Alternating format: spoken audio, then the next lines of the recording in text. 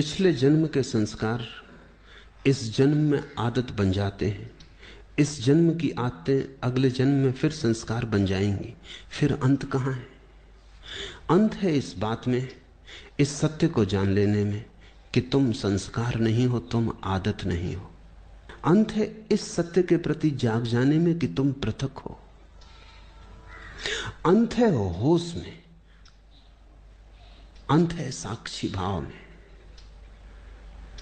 निश्चित ही तुमने कल भी क्रोध किया था, परसों भी क्रोध किया था, आदत बन गई। आज किसी ने जरा सा उकसा दिया, अंगारा तो था ही भीतर, रोज रोज संभाला था, हो गए। राख भी जमी थी तो बस ऊपर जरा सी परत थी, किसी ने फूंक मार दी, परत झड़ गई, अंगारा बाहर आ गया, तुम क्रोध से भर गए। आज तुम क्रोध करोगे, कल के लिए फिर और तैयारी हो गई। ऐसे रोज रोज तुम अभ्यास बनाते जाओगे, संस्कार गहन होता जाएगा। और जितना संस्कार गहन हो जाएगा उतने ही तुम यंत्रवत हो जाओगे। कोई भी तुम्हारी बटन दबा दे तो क्रोध करवा दे, कोई भी तुम्हारी बटन दबा दे तो तुम प्रसन्न हो जाओ। कोई भी झुक के नमस्कार कर ले, तुम्हारी प्रशंसा कर दे तो तुम गदगद। कोई जरा गाली दे दे तो तुम जार जार। तुम यंत्रवत हो जाओगे और बटने लोगों को पता हो जाती। सबको पता है एक दूसरे की बटने, कहां से दबा दो कि सब ठीक हो जाता है, कहां से दबा दो कि सब गड़बड़ हो जाता है। तुम मशीन हो क्या या मनुष्य हो? मनुष्य होने का इतना ही अर्थ है कि कोई तुम्हारी क्रोध की बटन दबाए चला जाए, लेकिन तुम कहते हो नहीं करना, तो बटन दबती रहती। वो आदमी थक जाता है, लेकिन तुम क्रोध नहीं करते। तुम कहते हो मैं अपना मालिक हूं, जब करना चाहूंगा करूंगा, जब न करना चाहूंगा नहीं करूंगा। प्रतिक्रिया और क्रिया में यही फर्क है। प्रतिक्रिया में दूसरा मालिक है, तुम नहीं, और क्रिया में तुम मालिक हो, दूसरा नहीं। और बड़े मजे की बात है, प्रतिक्रिया बांधती है, क्रिया मुक्त करती है। जो अपने कर्म का मालिक है उसके कर्म का कोई संस्कार नहीं बनता, और जो अपने कर्म का मालिक नहीं है, जो प्रतिकर्म करता है, रिएक्ट होता है सिर्फ, उस आदमी के जीवन में बंधन बनते चले जाते हैं। रोज रोज जाल मजबूत होता चला जाता है। आखिर में तुम पाते हो तुम तो बचे ही नहीं, आदतों का एक ढेर, मुर्दा ढेर, जिसमें से जीवन कभी का उड़ चुका। पक्षी तो जा चुका है जीवन का बहुत पहले, कटघरा छूट गया है, पिंजड़ा छूट गया है। जागो इसके पहले की देर हो जाए और आदतों से मुक्त होना शुरू करो। मैं तुमसे ये नहीं कह रहा कि बुरी आदतों से मुक्त हो जाओ और भली आदतें बना लो। तुम्हारे महात्मागण तुमसे यही कह रहे हैं। वो तुमसे कहते हैं बुरी आदतें छोड़ो, अच्छी बनाओ। मैं तुमसे कहता हूं आदत छोड़ो। बुरी और अच्छी आदत से कोई फर्क नहीं पड़ता। लोहे का हो पिंजड़ा की सोने का, क्या फर्क पड़ता है? एक आदमी को सिगरेट पीने की आदत है, सारी दुनिया बुरी कहती। दूसरे को माला फेरने की आदत है, सारी दुनिया अच्छा कहती। जो सिगरेट पीता है वो अगर न पिए तो मुसीबत मालूम होती, जो माला फेरता अगर न फेरने दो तो मुसीबत मालूम होती। दोनों गुलाम हैं। एक को उठते ही से सिगरेट चाहिए, दूसरे को उठते ही से माला चाहिए। माला वाले को माला न मिले तो माला की तलफ लगती, सिगरेट वाले को सिगरेट न मिले तो सिगरेट की तलफ लगती। ऐसे बुनियाद में बहुत फासला नहीं है। सिगरेट भी एक तरह का माला फेरना है। धुआं भीतर ले गए बाहर ले गए, भीतर ले गए बाहर ले, मन के फिरा रहे हैं बाहर भीतर। धुएं की माला है, जरा सूक्ष्म है। कोई अपना कंकड़ पत्थर की फेर रहा है, जरा स्थूल है। असली सवाल आदत से मुक्त होने का है। मैंने ये नहीं कह रहा हूं कि माला मत फेरो, मैं ये भी नहीं कह रहा हूं कि सिगरेट पियो। मैं ये कह रहा हूं कि तुम मालिक रहो। कोई आदत ऐसी ना हो जाए कि मालिक बन जाए। कोई आदत, मंदिर जाने की आदत भी मालिक ना हो जाए, ध्यान करने की आदत भी मालिक ना हो जाए। मालिक तुम ही रहो। मालकियत बचा के आदत का उपयोग कर लेना, यही साधना है। मालकियत खो दी और आदत सवार हो गई तो तुम यंत्रवत हो गए, तब तुम्हारा जीवन मूर्छित है। ऐसे लोग हैं जो मेरे पास आके कहते हैं कि अगर पूजा ना करें रोज तो बेचैनी लगती। वो सोचते हैं कि बड़ी धार्मिक घटना घट गई उनके जीवन।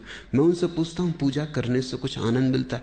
वो कहते हैं आनंद तो कुछ नहीं मिलता, लेकिन ना करें तो बेचैनी लगती। यही तो सिगरेट पीने वाला कहता है। वो कहता है कि उससे पूछो कुछ आनंद मिलता? वो कहता है आनंद क्या रखा है, आनंद तो कुछ नहीं मिलता, कभी कभी खांसी जरूर आती, आनंद तो कुछ भी नहीं मिलता। लेकिन ना पियो तो बेचैनी मालूम होती। इसे तुम थोड़ा सोचो। इसी को मैं यंत्र हो जाना कहता हूं कि जिससे कुछ भी नहीं मिलता है, उससे भी न करने पर बेचैनी मालूम होती। उपलब्ध कुछ भी नहीं होता है, पाने को कुछ भी नहीं है, लेकिन छोड़ने में मुसीबत, क्योंकि आदत ने पकड़ा है। अब आदत इतना ही कर सकती है, करो तो कुछ ना मिले, ना करो तो कुछ खोता मालूम पड़े। अब ये बड़े मजे की बात है, जिस चीज को करने से कुछ नहीं मिलता उसको ना करने से खोएगा कैसे? कुछ खोता नहीं, सिर्फ पुरानी आदत, पुरानी लकीरों पर न चलने से अड़चन मालूम होती। मैं एक बहुत बड़े वकील को जानता था। उनकी आदत थी कि जब भी वो अदालत में खड़े होते, पैरवी करते, बड़े वकील थे, अंतर्राष्ट्रीय ख्याति के थे, और लंदन और पेकिंग और दिल्ली 3 जगह उनके दफ्तर थे। तो उनकी आदत थी कि वो अपने कोट का बटन घुमाने लगते थे जब अटक जाते। सभी की होती, कोई अपना सिर खुजलाने लगता है, कोई कुछ करने लगता है। उस आदत का भी वैसा ही उपयोग है जैसे बटन दबाने का। तो अगर जब भी उनके विचार उलझ जाते या कोई उत्तर न सूझता तो वो कोट का बटन घुमाने लगते। घुमाने से कुछ मिलता था ये तो पक्का पता नहीं, क्योंकि कोट का बटन घुमाने से क्या मिलेगा। और जिसकी बुद्धि उलझी हुई हो, समझ में ना आ रहा हो, वो कोई कोट के बटन घुमाने से कुछ बात समझ में आ जाएगी। लेकिन विरोधियों को ये बात दिखाई पड़ गई कि वो जब भी उलझ जाते हैं तो बटन घुमाते।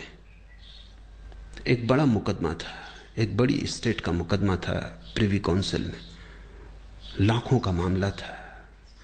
तो विरोधी वकील ने उनके सोफर को मिला लिया, कुछ पैसे दिए और कहा कि तू इतना करना, उनके कोट के ऊपर का बटन तोड़ देना। तो वो जब अदालत में अपना कोट लेके हाथ में रख के आए तो वो बटन नदारद था। तो उस वक्त उन्होंने देखा भी नहीं, कोट डाल लिया।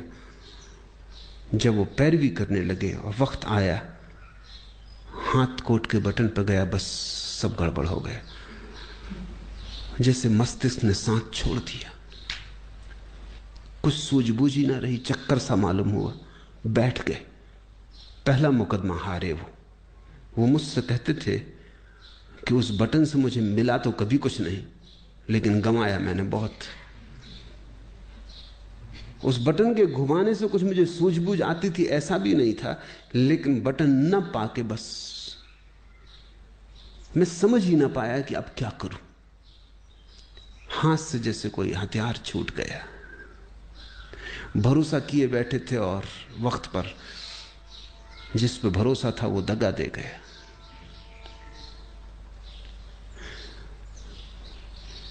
जिनको तुम आदतें कहते हो, बुरी हो या भली, इससे कोई भेद नहीं पड़ता। सब आदतें मालिक हो जाएं तो बुरी हैं, तुम मालिक रहो तो कोई आदत बुरी नहीं। गुलामी बुरी है, मालकियत भली है। मेरी परिभाषा यही है। संस्कार बन रहे हैं प्रतिपल, आदतें निर्मित हो रही हैं। तुम जरा दूर खड़े रहो, तुम अपनी मालकियत मत खो। निश्चित जीवन में आदतों की जरूरत है। अगर आदतें न हो तो जीवन बहुत कठिन हो जाएगा। आदतें जीवन को सुगम बनाती। तुम टाइपिंग सीखते हो या कार चलाना सीखते हो, अगर आदत ना बने और रोज रोज फिर वहीं खड़े हो जाओ जहां पहले दिन खड़े हुए थे, फिर देखने लगो कि अब टाइप करने का फिर मौका आया, फिर सीखो, या कार चलाने का फिर नौबत आ गई, अब फिर से सीखो, तो जिंदगी बहुत असंभव हो जाए। तुम कार चलाना एक बार सीख लेते हो, आदत बन गई, फिर हाथ ही काम किए चले जाते हैं, फिर तुम्हें ध्यान भी देने की जरूरत नहीं होती। ठीक ठीक ड्राइवर गीत भी गुनगुना लेता है, बात भी कर लेता है, रेडियो भी सुन लेता है, और कुछ तो ड्राइवर ऐसे हैं कि झपकी भी ले लेते और गाड़ी चलती रहती। जीवन में आदत की जरूरत है, बस ध्यान इतना ही रखना जरूरी है कि आदत मालिक ना हो जाए। मालिक तुम बने रहो तो संसार में कुछ भी बुरा नहीं। स्वामित्व तुम्हारा हो तो संसार में सभी कुछ अच्छा है।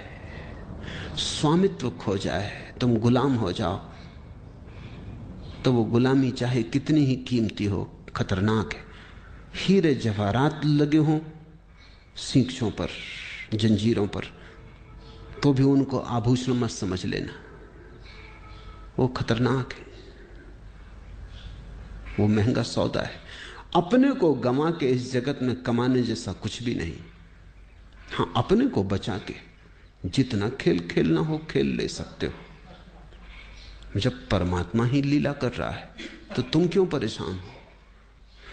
लेकिन परमात्मा मालिक है, और जब तुम भी अपनी आत्माओं और संस्कारों के मालिक हो जाओगे तो तुम भी अपने छोटे से संसार में परमात्मा हो जाते हो। बुद्ध ने इसी को होश कहा है कि सब करना लेकिन होश पूर्वक करना। कदम भी उठाना तो होश पूर्वक उठाना, उठना बैठना लेटना होश पूर्वक। कोई भी चीज बेहोशी में मत करना। अगर तुम होश को साधते रहो तो आदत तो बनती रहेगी, आदत का तुम उपयोग करते रहोगे, लेकिन आदत के पीछे होश की धारा भी बह रही है। चैतन्य का दिया भी जल रहा है, वो भी निर्मित हो रहा है, उसकी भी सघनता बढ़ रही, उसका भी प्रकाश गहन होता जा रहा है। जीवन में सिर्फ आदतें ही आदतें रह जाएं तो आत्मा खो जाती है। आदतों के पीछे तुम भी रहो अलग पृथक, और इतनी तुम में मालकियत हो कि किसी आदत को अगर तुम छोड़ना चाहो तो इसी क्षण छोड़ दो, लौट के दोबारा सोचने की जरूरत भी ना पड़े। मैंने सुना है कि जब पहली दफा उत्तर ध्रुव पर यात्री पहुंचे तो एक बड़ी मुसीबत में पड़े। 3 महीने का भोजन था, वो चुक गया, और कोई 15-20 दिन उन्हें भूखे उपवास में गुजारने पड़े। कभी मछली पकड़ लेते तो ठीक, कभी ना पकड़ पाते तो मुश्किल। जहाज उलझ गया, बर्फ में फंस गया। लेकिन उन यात्रियों का जो कैप्टन था, उसको सबसे ज्यादा जो मुसीबत आई वो भोजन की नहीं थी। लोग बिना भोजन के रहने को तैयार थे, यात्रियों का दल।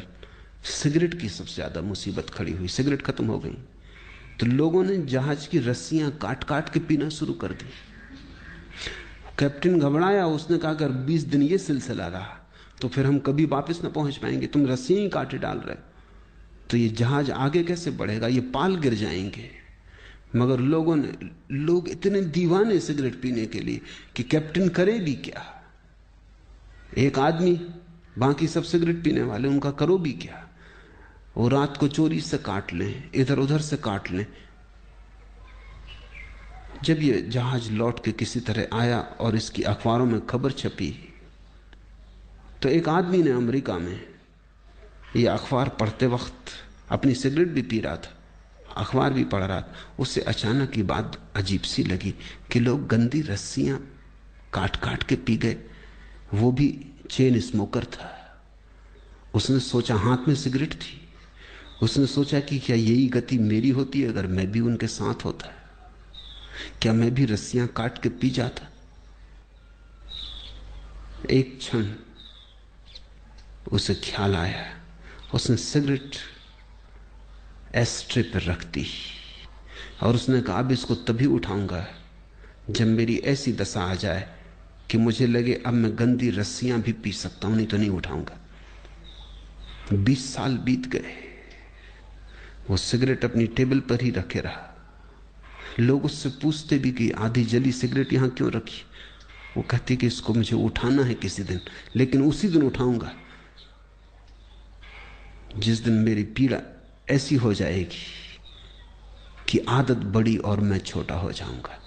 लेकिन मैं प्रतीक्षा कर रहा हूं, वो घड़ी आती नहीं। 20 साल बीत गए, मैंने 20 साल से सिगरेट नहीं पी है और याद भी नहीं आई है। मैं याद करने की कोशिश कर रहा हूं कि कभी भी आ जाए, क्योंकि मैं जानना चाहता हूं किस मुसीबत में जहाज के लोगों को रस्सियां पीनी पड़ेंगी। लेकिन वो कभी ना आई। उसने अपना संस्मरण लिखा, मैं संस्मरण पढ़ रहा था। उसने संस्मरण में लिखा है कि मैं समझ नहीं पाता कि क्या बात हो गई, क्योंकि पहले भी मैंने कई बार सिगरेट छोड़ना चाही थी लेकिन नहीं छोड़ सका था। कई बार छोड़ी भी थी तो 2 दिन के बाद फिर पीने लगा था। लेकिन क्या हुआ, अब तो मैं छोड़ा भी नहीं था, सिर्फ प्रतीक्षा कर रहा हूं कि जब भी आदत पकड़ लेगी और झकझोर डालेगी तो पीऊंगा। लेकिन मैं सिर्फ ये जानना चाहता हूं कि मैं भी उस जहाज में अगर होता तो क्या मैंने रस्सियां पी होती। 20 साल से आदत आई नहीं। मेरी समझ में नहीं आता कि हुआ क्या। उसकी समझ में नहीं आ रहा क्योंकि उसे ध्यान का कुछ पता नहीं, होश का कुछ पता नहीं। इसने छोड़ी नहीं है सिगरेट, छूट गई होश के कारण, क्योंकि वो एक ही होश साधे हुए कि जब इतने जोर से तलफ पकड़ेगी कि मैं रस्सियां पी लेता तभी पीऊंगा। लेकिन उस होश के कारण तलफ नहीं पकड़ती। होश हो तो तलफ पकड़ती ही नहीं। अब उसे कोई होश को जानने वाला मिले तो उसे उत्तर मिले, लेकिन अनजाने उसने होश साध लिया है। तुमसे मैं कहता हूं, जो जो आदत तुम्हें पकड़े हो, जबरदस्ती पकड़े हो, उसके प्रति होश साधना। मैं तुमसे नहीं कहता सिगरेट पीना छोड़ो, मैं कहता हूं होश पूर्वक पियो। मैं तो यहां आश्रम में एक कमरा बनवाने जा रहा हूं जहां होश पूर्वक सिगरेट पीने वालों को सुविधा होगी कि वो जाके वहां सिगरेट जरूर पिए, लेकिन जितनी देर पिए उतनी देर ध्यान रखें। एक क्षण को भी बेहोशी में न पिए बस। फिर अगर पीना हो तो मजे से पिए, कोई हर्जा नहीं। लेकिन मैं जानता हूं अगर होश सज जाए तो ऐसी मूढ़ता कौन करेगा। ऐसी मूढ़ता तो बेहोशी में ही होती है। तो मैं तुमसे कुछ भी छोड़ने को नहीं कहता, क्योंकि मैं जानता हूं छोड़ने से कभी कोई छोड़ नहीं पाया। मैं तुमसे केवल होश साधने को कहता हूं, क्योंकि मैं जानता हूं होश साधने से जो भी व्यर्थ है अपने आप छूट जाता है और जो सार्थक है बच रहता है। होश आध्यात्मिक जीवन की आखिरी कीमिया है, अल्केमी है, वो रसायन है। उसके अतिरिक्त सब विस्तार की बातें हैं। आज इतना ही।